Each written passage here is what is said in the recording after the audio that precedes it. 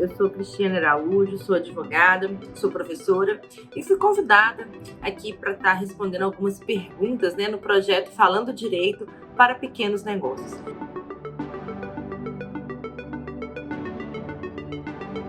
Então vamos lá, nossa pergunta de número 1. O empregador é obrigado a fornecer adiantamento salarial? Não existe na legislação uma obrigação do adiantamento salarial. Então não é obrigatório. É um benefício, um acordo que empregados e empregadores fazem. E quando a gente tem um ambiente de trabalho harmônico, isso traduz, isso reflete em números, isso reflete em produção, isso reflete em lucros.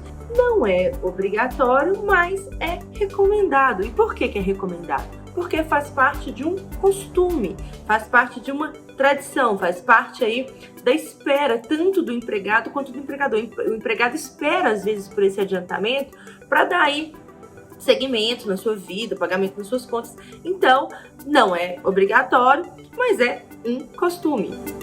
O empregado é obrigado a abonar faltas justificadas com atestado médico de acompanhamento. Tema absolutamente controverso e polêmico do ambiente de trabalho. Então, não existe na legislação essa previsão. Quais serão as faltas que serão abonadas? As faltas quando o funcionário estiver doente, aqui alguns exemplos, casamento, falecimento de parentes próximos ou cônjuge, enfim. Mas quando se trata aí do abono com relação ao acompanhamento, nós teremos uma legislação especial que fala que os pais, poderão ter as faltas abonadas, uma a cada 6 meses, por semestre, para acompanhamento do filho menor ao médico. Então, nós estamos tratando aqui de uma possibilidade específica.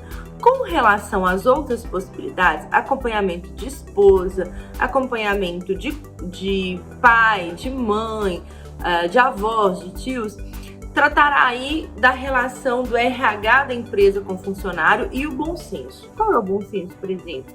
Se eu tenho um filho menor internado, esse filho menor não pode ficar sozinho dentro de um ambiente hospitalar.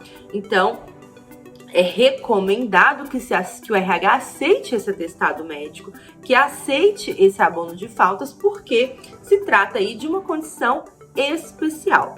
Então, não há a previsão legal, mas mais uma vez nós traremos aqui para o nosso ambiente empresarial uma relação aí de bom senso, Aquele atestado médico, aquela pessoa, aquela condição é de bom senso que aquele funcionário acompanhe aquela pessoa, então eu irei abonar. Vai depender principalmente da política do RH da empresa e também da observância das convenções coletivas. Existem convenções coletivas específicas que aumentam esse período, por exemplo, que é uma vez por semestre, que eles trazem outras condições especiais em que o atestado de comparecimento será aceito.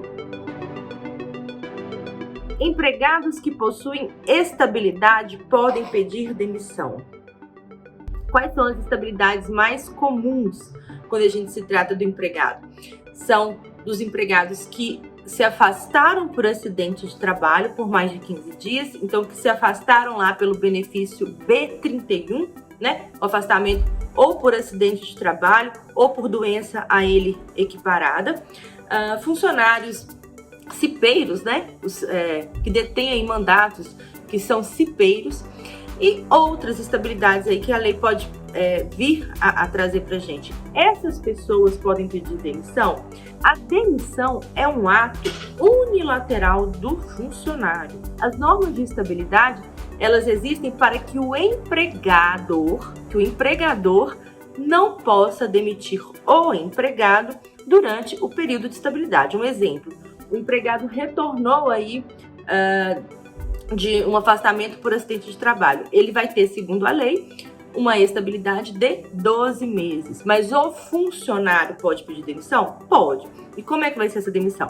É claro que vai ser uma demissão, um pedido de demissão absolutamente documentado, né, feito à mão, de próprio punho, com justificativa, porque ele está abrindo mão de uma estabilidade. Mas o funcionário, ele pode abrir mão dessa estabilidade? O funcionário pode. O empregador pode demitir um funcionário em estabilidade? Não, a menos que seja, claro, uma situação de justa causa, por exemplo, né? Empregados afastados por auxílio-doença podem ser demitidos por retorno ao trabalho? O afastamento por doença, se ele for lá por uma doença comum, não relacionada ao trabalho e não se tratar de uma doença grave, porque nós temos decisões do nosso TST que consideram, por exemplo, aquele funcionário que está em tratamento de câncer, que está em tratamento, por exemplo, para o HIV, que são doenças graves, ele não pode ser demitido porque se considera aí uma dispensa discriminatória, tá? E da mesma forma, eu não vou poder demitir se esse auxílio-doença for um auxílio-doença acidentário ou a ele equiparado, acidente de trabalho. Agora, se for uma doença comum, não há nenhuma restrição na legislação para a demissão desse funcionário após o retorno do auxílio-doença. Mas lembrando, mais uma vez, teremos que ter aí uma política, né, de análise de caso a caso. Por quê? Porque se tratar aí de uma doença que pode ser considerada grave e que tem aí um cunho discriminatório, há decisões do TST, né, do Tribunal Superior do Trabalho, de reintegração desses funcionários. Então, hoje nós tratamos aí desses 4 temas que foram trazidos dentro do projeto. Agradeço o convite, agradeço a participação. Um grande abraço e até a próxima.